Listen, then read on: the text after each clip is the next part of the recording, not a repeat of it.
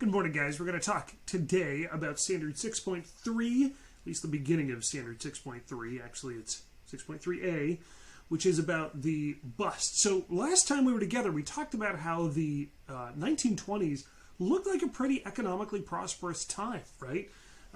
Industry had been growing. Things are going very well. The problem is that that's not going to last forever. So the 1920s had appeared to be prosperous.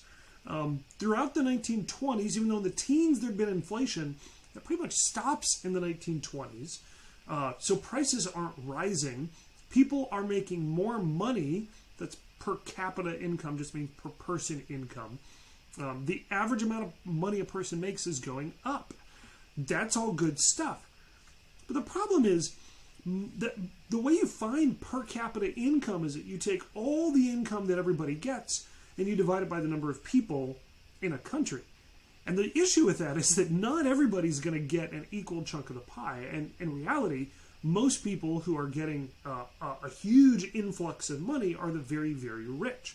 So the people who own the factories are getting incredibly wealthy. The people who work in the factory, not so much. In fact, a huge, well, not a huge majority, but more than 50% of Americans at that point live below the poverty line, okay? Even though people are making more money and there are plenty of jobs, workers' wages during this period actually fall. Part of that is, well, there are a lot of reasons. There's competition because we have lots of immigrants, people coming back from World War I. There are African Americans flooding into the north, so they're also looking for jobs. And anytime you've got lots of people looking for work, individuals aren't going to make quite as much money because there's no reason that the companies don't have to compete for their work. So companies are getting richer because they're making a lot, they're selling a lot, but they're not going to turn around and pass that wealth on to their employees. And oh yeah, a lot of this wealth that we're talking about is actually based on credit. Remember, people are like, ooh, I want to buy a refrigerator, I want to buy a car, I want to buy whatever. I'll just borrow the money to do it. Now they're going to borrow on credit all throughout the 1920s, and then they're going to hit a limit, okay? Their credit limit is reached, and they can't just go out and buy anything else because they're frozen. They've hit their top amount. Okay, just imagine you have a credit card. The credit card you can put, I don't know, $5,000 on. When you hit $5,000, you can't borrow anymore, and so you just have to stop until you've paid that stuff off. Well, guess what? That happens to a bunch of people around the same time, or at least in the same couple of years, and so suddenly we don't have as much demand for toasters and cars and refrigerators, and the toaster company, the car company, and the refrigerator company have to lay people off because their products aren't in demand. Well, you know what happens when you lay people off? They don't have money, and they're going to have a hard time buying things. Or if they have credit that they've taken out, they're going to have a hard time paying off their loans. So, ooh, I bought a car on credit. I have to pay however much money a month, and now I can't do that. That's a real problem. So this is going to continue throughout the late 1920s especially. Farms continue to have troubles. We actually talked about this going back to the end of World War I, but the farms continue to produce at high rates, even though now they have to compete with other countries, which means that people, either they're not going to sell their product or they're going to sell it for less money than they hoped. And so now farmers can't pay back loans that they owe to the banks. So banks are getting hammered by consumers not able to pay their loans and by farmers who can't pay back their loans. Well, this is a little bit technical. I'm not going to get into all this, but guys, banks can only loan out money if the people who took the last loans out are paying them back, right? That just makes sense. So banks are having a hard time because people are coming to them saying, I want to start a new business. And they say, well, we'd love to, but we have a bunch of loans out that people aren't paying back, and that puts us in a tight spot. And so now you can't start new businesses either. Banks are getting caught all over the place. So they can't let out new loans that might bring in money. Old loans aren't bringing in money. Banks start to close. A lot of banks actually close even before the stock market crashes.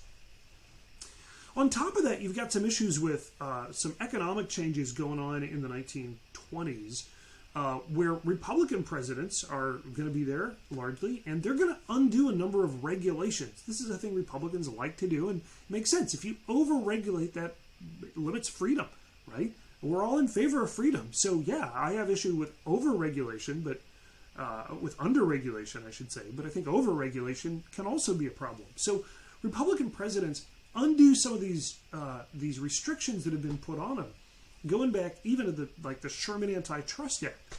Okay, remember Teddy Roosevelt? He was busting up some of these big trusts and stuff, and so the government now takes on sort of laissez-faire policies. These are policies that are saying hands off. The government should keep its hands off. We'll let corporations do what they need to do, and that's it. Okay. Now again, really good for growth. We're gonna see what happens. All right. So on top of this, with all this deregulation, you've also got some child labor laws that are going to be overturned because you don't want to regulate the freedoms of kids. If they don't want to go to school and want to go work in the factories, why not? There had been some minimum wage laws for women that had been passed, and those get overturned. Why would you want to pay women minimum wage? Man, right? That's crazy, of course, but that's kind of the mindset. And I think today we would say everybody should have the same minimum wage, right? Regardless of what it is, we probably ought to have the same. Not in the 1920s. You're going to see throughout the 1920s people say, well, if rich people have more money, they'll spend more money, they'll dump it into the economy, that'll help the economy grow. And so taxes are cut on the rich. The problem is that then rich people decide they're going to do a couple things. Number one, they're going to buy, instead of going out and buying 50,000 pizzas, right, which employ lots of pizza people and the people who make the sausage and the ham and the cheese and all that, they go out and they're like, we're going to buy one yacht. Now, to be fair, that one yacht is going to employ some folks. You got to have people to, find the resources to make the yacht and build the yacht. But the impact on the economy is a little bit different. Not only that, people who are wealthy, who suddenly have a lot more money, decide I'm going to save more, I'm going to invest more. When middle-class folks and poorer folks, if you give them more money, they tend to dump it immediately into the economy. Okay. So we're not creating new factories like maybe they'd hoped. Okay, if we cut taxes on rich people and on business, they'll hire more folks. Is part of the idea, and they don't necessarily do that. Okay, I'm going to dump it into the stock market and other investments. Now, this is going to open up this whole other issue where the stock market has been doing great in the 1920s. It's been growing significantly, and so of course wealthy people are going to put their money there. Hopefully you covered the stock market a little bit in econ, but just in case you didn't, here's how the stock market works. Let's say I have $100 and I find a stock that's worth $1. I can buy 100 shares of that one stock. Okay, I have 100 shares of this stock. Let's say the value of the stock goes from $1 to $2. Well, guess what? Now I can sell that stock for $200. I put in $100. Now it's worth more. I can sell it for more. It's just like anything else. If you buy a baseball card for $100, now it's worth $200. You can sell it for the profit. It's the same thing. It's just stock. It's part ownership in a company. Okay. Well, again, wealthy people in companies tended to take their tax breaks and put it in the stock market, because if it's going up and up and up, why wouldn't you? You can double your money, right? Maybe do better than double your money. And people are also going to do this thing that's just crazy at the time, at least how much they were allowed to. It's called borrowing on margin. Okay, so here's how it works. I buy that 100 shares of stock for $1 each. The stock goes up to $200. Okay, now here's the thing. Until I sell that stock, I don't actually have any money. This is worth $200, but I don't actually have $200 in my pocket. But margin says this. Margin says, hey, I think I'm going to make $100, so why don't you just kind of spot me the $100, right? Let me borrow that extra $100, and I'm going to borrow some stock using the $100 I hope to make, because then I get to do two things. This can continue to increase. Maybe it'll be, $250, $300, $400. And I've also got this other stock, the stock that's also maturing, and I promise I'm good for it, right? That's the idea. That's a little bit of a problem, though, because what if my $200 stock crashes to $100 or $50 or $10? And actually, that's pretty much what's going to happen. In October 1929, all of a sudden people are saying, well, the stock market's been doing really well for a while, but the economy has some issues, right? We have the banks that are closing and all this. It makes me kind of nervous. So let's sell some of those profits and maybe we'll put the money elsewhere. But everybody's trying to sell. You guys, back to that baseball card analogy. If I have a baseball card that's worth $200, but then everybody's trying to sell the same baseball card, I'm probably not going to get $200. I'm going to be like, well, buy mine instead. It's $190. You're like, well, that guy's is $180, and I'm like, cool, $175, right? Stock is the same way. So when lots of orders to sell come in, I want to sell mine, so I'm going to sell it for a little bit less than the next guy. So that drops the value of stocks left and right.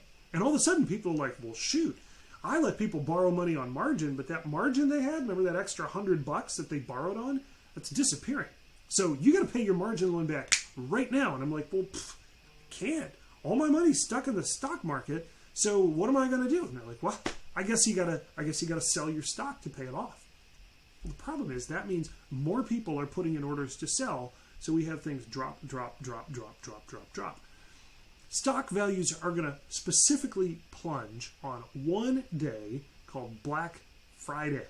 Okay. Hang on one second. I just realized what I did. I couldn't see it, and I was thinking about, the day after Thanksgiving. Not Black Friday, Black Tuesday. Okay? Black Friday is a good thing. Black Tuesday is a bad thing. Because on Black Tuesday, you have the stock market plummet. This is October 29th, 1929. Now, this is a hugely significant date because all of a sudden, all these people that had their money wrapped up in the stock market, a lot of it's gone. Right? I put in $100 and now my stock is worth $200. Okay? But guess what? Now that $200, well, it went back down to $100, but I thought maybe it'd come up, so I'd hold it. Then it went down to $75. Now it's $50. Shoot, I invested $100. I sold my stock and I only have $50. I lost $50 in this transaction. That's a really bad thing. This helps people realize that maybe the 1920s wasn't doing as well as they thought it was. And this kind of signals to people that the end of wealth from the 1920s is here. The end is here, and the beginning of a Great Depression is on us. Now, it's important that you realize the crash isn't the cause of the Great Depression.